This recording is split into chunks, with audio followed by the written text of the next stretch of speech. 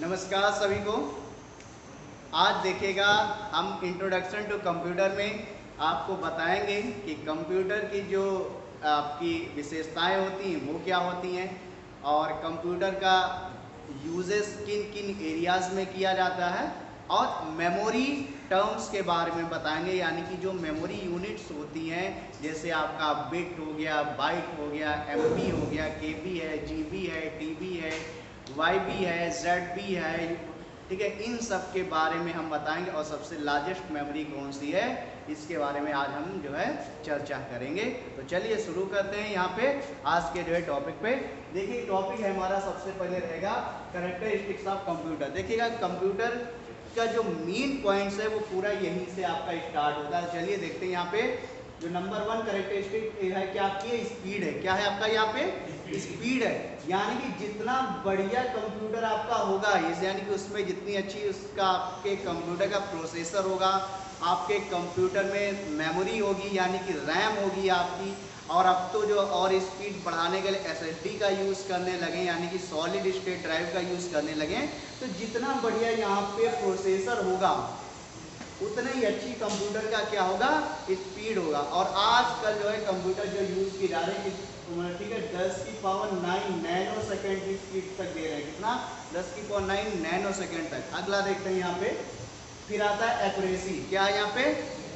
Accuracy, यानी कि computer पे जब भी हम काम करें तो एक्यूरेसी जो है बहुत ही इंपॉर्टेंट फैक्ट रखता है कि बिना एक्यूरेसी के जो है काम तो अच्छा हो ही नहीं सकता, इसलिए एक्यूरेसी इसका एक पार्ट है। नेक्स्ट देखते हैं यहाँ पे है आपका रिलायबिलिटी, यानी कि विश्वसनीयता। यहाँ पर यानी कंप्यूटर पे जो भी काम किया जाता है उसका एक अपना है क्या रिलायबिलिटी है। नेक्स्ट देखते हैं यहाँ पे स्टोरेज कैपेसिटी, यानी कंप्यूटर में आपके कितना डेटा स्टोर किया जा सकता है, इस बात पर भी जो है आपका कंप्यूटर जो खरा उतरना चाहिए। अब आपके पास केवल 1 GB रैम या 2 GB रैम आपके में लगी और 10 GB हार्ड डिस्क लगी तो कंप्यूटर आपका बिल्कुल मरा हुआ काम करेगा, यानी ना तो स्पीड दे पाएगा, एक्यूरेसी भी जब पूरा हैंगिंग सिस्टम चलेगा तो एक्यूरेसी भी नहीं आएगी, ना ही ये हमारा पॉइंट चल पाएगा।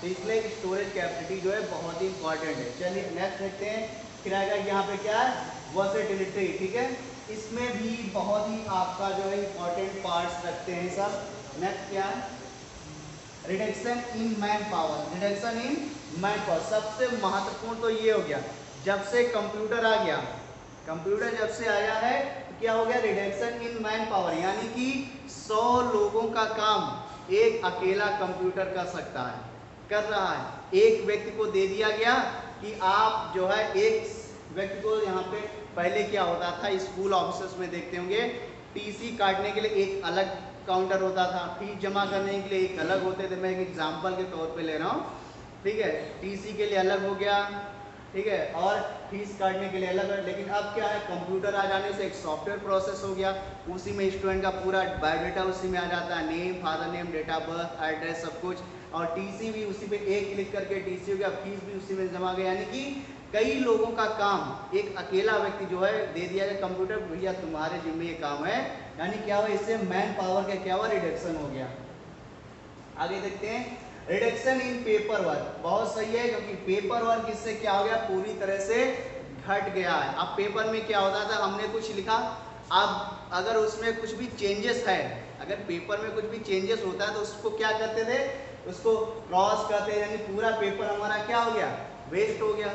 इसमें क्या है सीधा बैकस्पेस का इरेज किया, उसके स्थान पे हमने नया चीज लिख लिया, यानी पेपर हमारा वेस्ट नहीं होगा।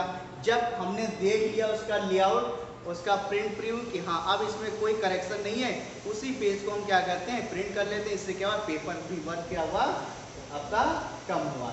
चलिए नेक्स्ट देखते हैं, यहाँ पे आ जाता है लिमिटेशंस ऑफ कंप्यूटर। बहुत बढ़िया, जिस प्रकार से हमने यहाँ पे पढ़ा आपको बताया आपको मतलब कैरेक्टरिस्टिक्स ऑफ कंप्यूटर, तो इसी प्रकार से है इसका लिमिटेशंस ऑफ कंप्यूटर, जिसमें नंबर 1 देखिए लिमिटेशंस क्या है इसकी, computer limited ability to think, यानी कि कंप्यूटर में क्या है सोचने की क्षमता नहीं है। ध्यान रखिएगा कंप्यूटर में सोचने की क्षमता बिल्कुल भी नहीं है, इसीलिए इसको क्या नाम दिया गया GIGO, garbage in garbage out. क्या नाम दिया गया गार्बेज इन गार्बेज आउट। आप सबने मूवी भी देखा होगा, रोबोट देखा है, देखा ना, उसमें जैसी प्रोग्रामिंग की जाएगी कंप्यूटर वैसे ही काम करेगा। सोचो अपनी तरफ से कुछ भी कर ले इम्पॉसिबल है, इसीलिए क्या लिखा गया यहाँ पे, GIGO, garbage in garbage out, यानी अगर गार्बेज डालोगे तो क्या हमको मिलेगा, गार्बेज ही हमको आउटपुट मिलेगा। अगर अच्छा इसमें इंस्ट्रक्शन, गुड इंस्ट्रक्शन दे रहे हैं तो आउटपुट भी हमको क्या मिलेगा, गुड मिलेगा। बैड दे रहे हैं तो बैड मिलेगा, इसलिए इसको बोला गया गीगो। नेक्स्ट देखते हैं क्या है, डिपेंडेंसी ऑन पावर, बिल्कुल सही है। अगर लाइट चली जाए तो कंप्यूटर क्या हो गया, पूरी तरह से बंद हो गया, यानी कि उस दिन काम फिर नहीं हो सकता। अगर पावर उसको सप्लाई नहीं मिल रही है आपके कंप्यूटर को, तो कंप्यूटर जो है उस दिन पूरी तरह से क्या है, बंद रहेगा, और जो भी व्यक्ति उसको ऑपरेट कर रहा है वो पूरी तरह से क्या रहेगा, उस दिन खाली बैठेगा, और लोग उसको देख देख करके तरह तरह की बातें करेंगे, देखो आज इसके पास कोई काम ही नहीं है। तो इसलिए ये भी इसका एक प्रकार का क्या, इसका लिमिटेशन है, यानी डिपेंडेंसी ऑन पावर। चलिए नेक्स्ट देखते हैं यहाँ पे। अब हम बात करेंगे यहाँ पे एप्लीकेशंस ऑफ कंप्यूटर, बहुत बढ़िया, यानी एप्लीकेशंस ऑफ कंप्यूटर, यानी किन क्षेत्रों में कंप्यूटर का हम यूज किया जाता है आज के जमाने में। देखते हैं यहाँ पे कुछ पॉइंट्स है यहाँ पे। नंबर 1 आपका है डिफेंस सिस्टम, यानी कि मिलिट्री विभाग में जो है कंप्यूटर का यूज करते हैं। फिर इन बैंक्स में, बैंकों में जैसे एटीएम हो गया, debit credit card, banking services में जो है कंप्यूटर का इस्तेमाल किया जाता है। नेक्स्ट आपका रिसर्च क्षेत्रों में जो इसका इस्तेमाल करते हैं करा। फिर एजुकेशन में जैसे स्मार्ट क्लास होगा, वर्चुअल क्लास होगा, ई लर्निंग होगा, ये स्मार्ट क्लास बन जाती है। एक प्रकार का ऑडियो विजुअल ग्राफ क्लास आपकी चल रही है, उसको स्मार्ट क्लास कहते हैं करा है। वर्चुअल क्लास आपकी ऑनलाइन क्लास हो जाती है। ई लर्निंग यानी कि जो भी ई कंटेंट आपको ऑनलाइन माध्यम में मिलता है वो ई लर्निंग में आ जाता है। मीडिया एंड कम्युनिकेशन में internet, TV, email, SMS, MMS, video conferencing, music, ये सब किस में आता है, इन सब का जो मीडिया कम्युनिकेशन में यूज होता है। फिर आपका हो गया देखिएगा criminal identification and law enforcement, इसमें जैसे आपका फेस मैचिंग होगा, हैंड राइटिंग मैचिंग होगा, सीबीआई और डीएनए यूजेस में भी कंप्यूटर का इस्तेमाल किया जाता है। बिना कंप्यूटर के इस्तेमाल के ये सब चीज़ें जो है क्या है, पॉसिबल नहीं है, क्योंकि अगर कंप्यूटर नहीं है तो क्या ये बायोमेट्रिक सिस्टम आपका काम करेगा, बिल्कुल काम नहीं करेगा। ना ही ये हैंड रिटन जो है मैचिंग आएगा, ना ही से ये आपका डीएनए से मैच करेगा, कुछ भी नहीं। फिर आता है बिजनेस क्षेत्रों में जैसे कि maintaining sales record, stocks control, ठीक है, प्लानिंग आपका प्रोडक्शन होगा, टैक्स रिकॉर्ड होगा, प्रिपेयरिंग एम्प्लॉय पेरोल, इन बिजनेस में जो इनका कंप्यूटर का इस्तेमाल इन लोगों के लिए किया जाता है। नेक्स्ट है आपका एनिमेशन के क्षेत्र में देखिएगा, एनिमेशन ऑफ फिल्म्स में making animation and cartoon films, computer का इस्तेमाल किसमें हो रहा है, एनिमेशन और फिल्म्स के भी क्षेत्र में हो रहा है। किस लिए, एनिमेशन और कार्टून्स के लिए। फिर है आपका कॉमर्शियल यूजर्स में क्या होता है, जैसे कि मूवी टिकट आप बुक कर रहे हैं, ठीक है, बस बुक कर रहे हैं, ठीक है, होटल्स आप रूम बुक कर रहे हैं, सीट जो है ट्रेन, बस, एयर, ये सब कर रहे हैं, ऑनलाइन सेलिंग कर रहे हैं, ठीक है, खरीद रहे हैं, बेच रहे हैं कुछ, इसका जो है मतलब कॉमर्शियल यूज भी हो रहा है कंप्यूटर का।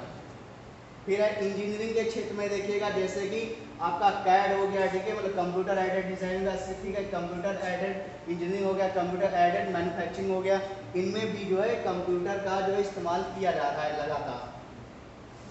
फिर देखिएगा स्पोर्ट्स में कैसे कंप्यूटर का काम होता है, जैसे अपडेशन स्कोर बोर्ड, उसने एक रन लिया, तुरंत ही उसने दूसरा रन ले लिया अगली बार पे, तो एक रन उसमें अपडेशन स्कोर बोर्ड्स कर देगा। Recording speed of players, action replay, इन सब का भी पहले जब कंप्यूटर्स नहीं थे हमारे पास, तो क्या एक्शन रिप्ले का आप पुराने समय के क्रिकेट मैच देखिएगा 1980 वगैरह के, जब कपिल देव वगैरह थे, तो उसमें देखिएगा जो एक्शन रिप्ले, जो आज के समय में एक्शन रिप्ले नहीं रहा है, उसमें कहा कि आउट हो गए तो फिर एक्शन रिप्ले दिखाया जाता है, या 6 मारा तो उसका एक्शन रिप्ले किया जाता है। तो ये पहले पॉसिबल नहीं था, लेकिन अब क्या है, बड़े आराम से जो है पॉसिबल है, ठीक है। अब मेडिकल में, मेडिकल साइंसेज में जैसे एक्सरे हो गया, सीटी स्कैन, ईसीजी, अल्ट्रासाउंड, पहले बहुत ही मुश्किल तरीके से होते थे, लेकिन अब बहुत ही आसान हो गया है।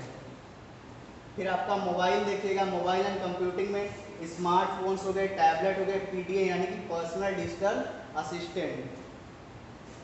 फिर इन पब्लिशिंग यानी कि जो डीटीपी एरिया यानी डेस्कटॉप पब्लिशिंग, जैसे कि बुक्स हो गया, मैगजीन्स हो गया, न्यूज़पेपर, इन सब का जो प्रिंटिंग के क्षेत्र में जो है कंप्यूटर का इस्तेमाल किया जा रहा है लगातार। चलिए आगे देखते हैं, यहाँ पे कुछ और है। यहाँ पे अब हम बात करेंगे भाई यूनिट्स ऑफ मेमोरी। सबसे बहुत इंपॉर्टेंट है यूनिट्स ऑफ मेमोरी। कंप्यूटर का यूनिट्स जो किस तरह से चल रहा है उसको देखेंगे। यहाँ पे देखिए सबसे पहले ये है निबल। बात ध्यान रखिए, सबसे अगर छोटी इकाई का देखा जाए तो स्टोरेज कौन सा हो जाता है, यहाँ पे निबल है सबसे छोटा। एक निबल इक्वल टू 4 बिट्स। एक निबल इक्वल टू 4 बिट्स होता है। 1 बाइट इक्वल टू 8 बिट्स। ये यहाँ से ध्यान रखिएगा, 1 बाइट इक्वल टू 8 बिट्स। कंप्यूटर का जो आपका मेमोरी है वो आपका होता है बीटी यानी कि बाइनरी डिजिट। बीटी मीन्स यानी कि बाइनरी डिजिट। बाइनरी डिजिट जानते हैं जिसको हम कहते हैं 0 और 1 कहते हैं, जिसको क्या कहते हैं 0 और 1। Computer understand only binary language. Computer understand only binary language. जो भी हम लोग कंप्यूटर पे काम करते हैं, अगर हम अपना नाम भी लिख रहे हैं तो यानी वो बाइनरी में कन्वर्ट होकर के जो है डेटा कंप्यूटर उसको अंडरस्टैंड कर रहा है, उसको उसमें आपको आउटपुट दे रहा है। ठीक है, तो ध्यान रखिएगा बीटी मीन्स बाइनरी डिजिट, और बाइनरी डिजिट क्या होती है 0 1। इसी को कंप्यूटर अंडरस्टैंड करता है बाइनरी डिजिट को। 1 KB देखिएगा, अब 1 KB में एक 1024 बाइट्स होते हैं, यानी 1024 बाइट्स होते हैं। बहुत ही बढ़िया टेबल है, ध्यान रखिएगा। 1 MB में 1024 KB होते हैं। 1 GB में 1024 MB होते हैं। अगर हम कह दें 1000 GB किसके इक्वल होगा, तो किसके इक्वल हो जाएगा 1 टेराबाइट के। 1 टेराबाइट में कितना होता है 1024 GB होता है। 1 पेटाबाइट में कितना होता है 1024 TB होता है। 1 एक्साबाइट में 1024 PB होता है। PB यानी कि पेटाबाइट। यानी 1 जेटाबाइट में कितना होता है 1024 EB यानी एक्साबाइट। 1 योटाबाइट यानी कि 1024 ZB। 1 brontobyte 1024 YB। 1 जियोबाइट यानी 1024 ब्रोंटोबाइट। ध्यान रखिएगा, जियोबाइट इज द हाईएस्ट मेमोरी। इस समय की अगर सबसे हाईएस्ट मेमोरी की बात करेंगे तो कौन सी हो जाएगी जियोबाइट। जियोबाइट इज द हाईएस्ट मेमोरी। और 1024 इक्वल टू क्या होता है 2 की पावर 10, यानी 2 की पावर 10 को अगर हम मल्टीप्लाई अगर इस हिसाब से लेकर चलते हैं, 2 की पावर 10 का जो मान आएगा टोटल कितना आ जाएगा 1024 आता है। इसको आप लोग तो लगा ही लेते हुए नहीं सॉल्व कर लेते हैं, हाँ कर लेते ना। अब जैसे यहाँ पे लिखा 2 की पावर 3 का मान कितना हो जाता है 8 होता है, होता नहीं 2 दूना 4 दूना 8। इसी प्रकार से 2 की पावर 4 किया जाए तो कितना हो गया 16 हो गया। इसी प्रकार से जब इसको 2 की पावर को 10 टाइम जब करेंगे तो कितना आ जाएगा यहाँ पे 1024 आपको मिलेगा। ठीक है, तो ये था मेमोरी यूनिट है। ध्यान रखिएगा 1 निबल कितना होता है ग्रुप ऑफ 4 बिट्स। और एक बाइट में जो है एक बाइट जो होता है वो 8 बिट्स के इक्वल होता है। हम लोग जो MB और GB इस समय हम लोग यूज़ करते हैं, क्योंकि जब से आप लोग वो इंटरनेट मिलना शुरू हुआ है तो उसमें डेटा आपको जो है GB में मिलता है। ठीक है, तो ध्यान रखिएगा 1024 MB 1024 MB जो है 1 GB के बराबर होता है। ये पॉइंट आप लोग ध्यान रखिएगा, उसी से आप लोग लगा सकते हैं। ठीक है, तो ये थी आज की क्लास जो थी जिसमें हमने आपको मेमोरी यूनिट्स के बारे में, कंप्यूटर की कैरेक्टरिस्टिक्स के बारे में, और जो है आपको कंप्यूटर का किन किन क्षेत्रों में इस्तेमाल होता है उसके बारे में बताएं। फिर कल मिलेंगे एक नए इसी टॉपिक हमारा यही है इंट्रोडक्शन टू कंप्यूटर। इसी में एक अगले जो टॉपिक के साथ फिर मिलते हैं। तब तक के लिए जय हिंद, जय भारत।